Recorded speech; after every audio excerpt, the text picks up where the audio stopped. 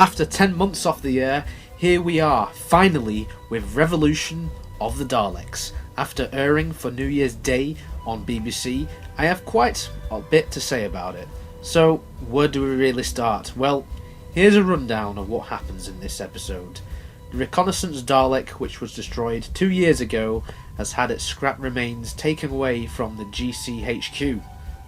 Well, it looks like that tweet didn't age well, did it? The guy who invested in this is Jack Robertson. You know, Spider Guy from the episode from a couple of years ago.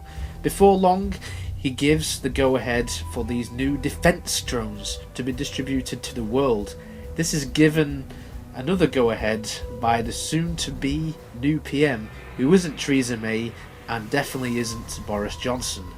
After being left on Earth after the events of Series 12, Yaz, Ryan and Grahm get wind of the new drone design, which they find rather familiar. They try to investigate what is going on, but they're out of their depth and they lack a fully working TARDIS and psychic paper. They do have their own house TARDIS, but at this point in the episode, it does not have the capability to travel through space and time. Meanwhile, billions of light years away, the Doctor is in space jail just for being her. Are there any more justifications as to why she's in there? You're not going to get the answer in this episode. It is implied a few times that she's been in there a few decades. Before long, our man of the moment, Captain Jack Harkness, comes in to rescue her and teleport her out of the prison using his vortex manipulator. The Doctor has her TARDIS back and she and Jack go to Earth to see the three companions. After a tense reunion for the first time in about 10 months, Daleks become the number one agenda for the Doctor. And that is how we establish this story. Honestly, there is a lot for this story to do, but to its credit, it is nearly 75 minutes long, and it does accomplish a few things. I say a few things because not everything was perfect. I will start with what I think are the strongest aspects for Revolution of the Daleks. The first being the Daleks.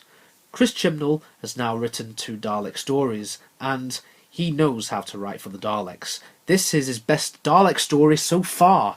They are a threat in this story. There's no nonsense with these guys like in some previous attempts. The new Dalek design, while still not my favourite, has grown on me so much after seeing these guys in action in this episode.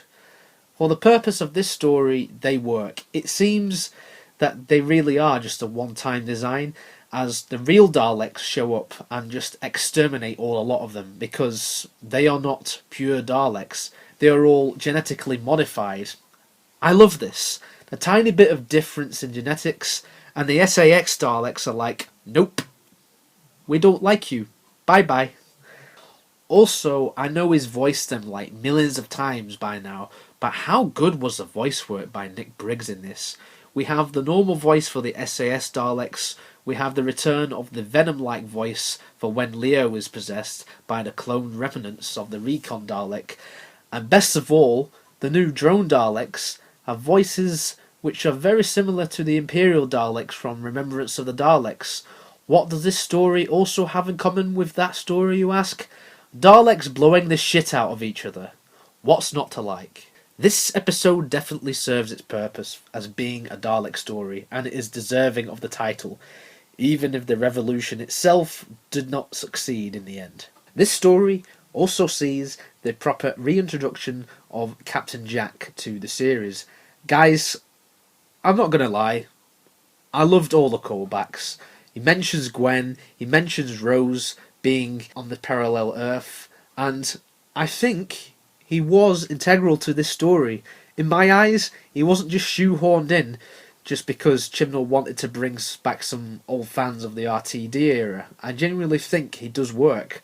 I know some will disagree with me, but personally, I think he does work in this. Seeing him finally interact with the 13th Doctor was nothing short of amazing. The chemistry between John Barrowman and Jodie was sublime. This left me wanting more, and here's hoping that Jack will pop up again in the not too distant future, hopefully before the end of the 13th Doctor's era.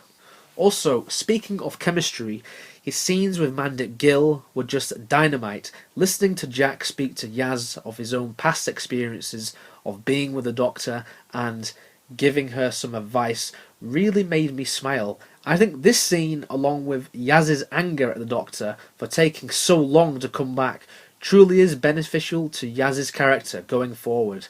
More please.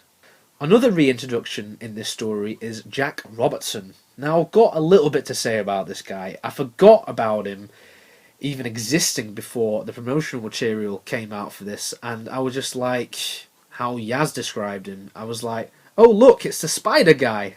And that's all I remembered about him.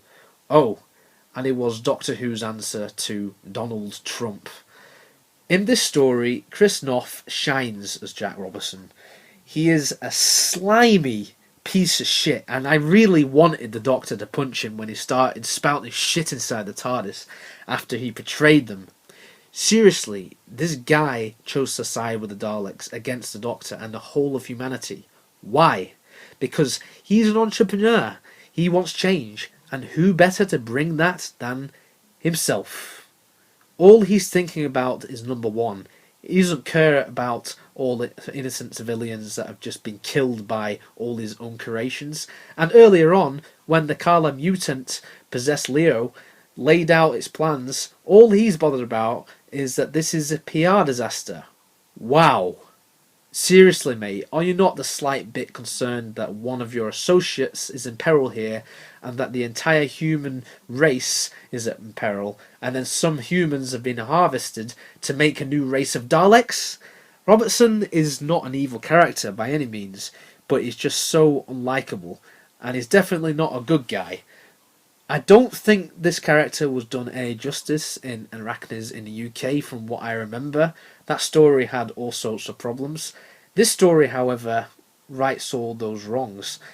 After all of the stunts he pulled, he just gets away with everything in the end and takes credit for saving humanity. Ugh.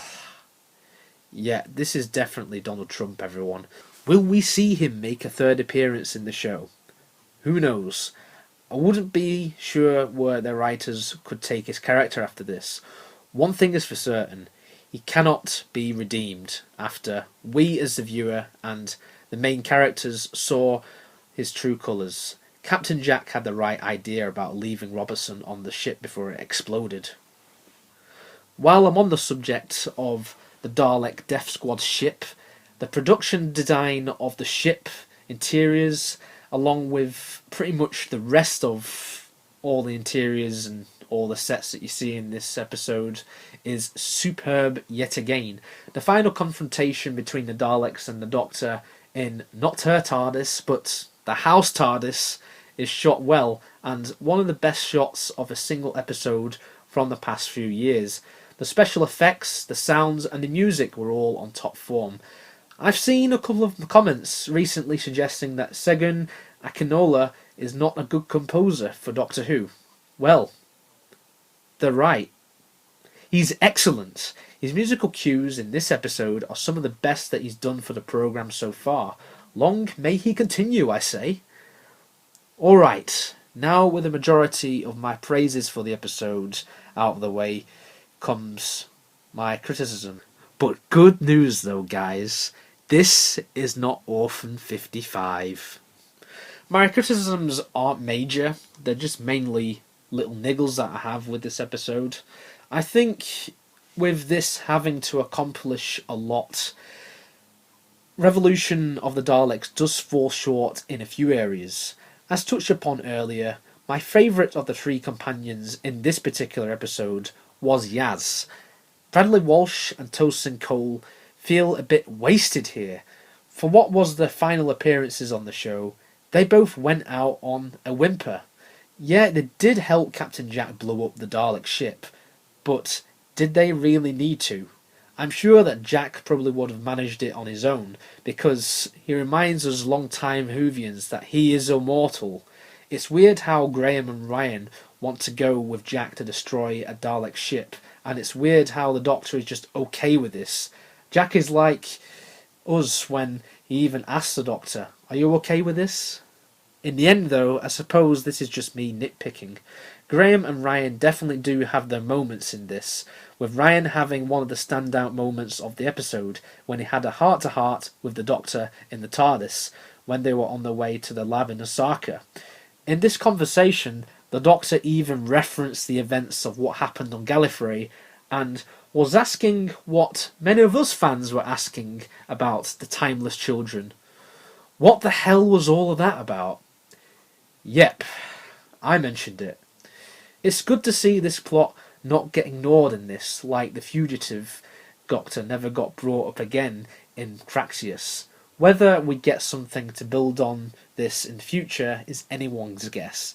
The main goal of the conversation was to indicate to the audience that Ryan did have his heart set on leaving at the end of the episode, and he did just that, and Grahm chose to stay behind with him too. And this makes sense. After all, Grahm and Ryan's relationship has blossomed over time since the early days of Series 11. Personally, I think the writers ran out of ideas for these characters earlier on in Series 12. It is possible that the characters stopped for one series too many. That being said, though, a lot of groundwork was built on these two by the end of Series 11. They both had their moments in Series 12, but that was it. I loved Bradley Walsh as Grahm, and Tosin was good as Ryan. The exit was not as dramatic as previous companion exits. It was just Ryan deciding to leave, with Grahm following suit. This is the first time since Martha Jones that a companion has left because of their own choice to do so, and I think, to be honest, this works here. It was good to have Grahm and Ryan's final scene mirror their very first scene, although the ghost of Grace appearing towards the end was a little bit strange. What was also strange was the fact that they both said that the sun was in their eyes, because while they're saying that, the sun is behind them. What I do like, though, is Grahm even says, "You're doing it, mate. Chibbers knows about the memes, guys." And that's Revolution of the Daleks. What do I think of this episode as a whole? Well, the Daleks are back to doing what they do best. Captain Jack was such a treat to me as a long-time viewer, and he didn't feel shoehorned in for the sake of old times, and I feel that his character's reputation has not been ruined, so that's really good, because I was really worried about that before this came out. Jack Robertson was actually enjoyable to watch in this one. There were some iconic scenes which will hopefully get looked back upon one day, and we had a low-key exit for two companions. All of this was achieved inside 71 minutes. Last but not least, Jodie was on top form as the Doctor. She really was in her element here.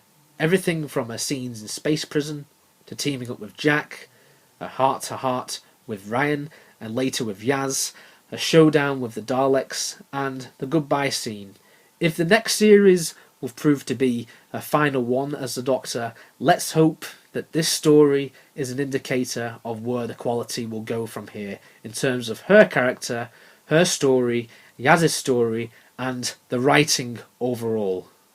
So far, this era has had the highs of stories like Rosa to lows like the Series 12 finale. At this very moment, I'd say that Revolution of the Daleks sits comfortably in the high category. It's not perfect, but forgive me when I ask you this. Could this be one of the Daleks' greatest hits? Honestly, right now, I think so. At the end of the day, though, everyone is their own judge. Later this year, the Doctor and Yaz continue with their adventures through time and space, where they are joined by a new face called Dan, played by comedian John Bishop.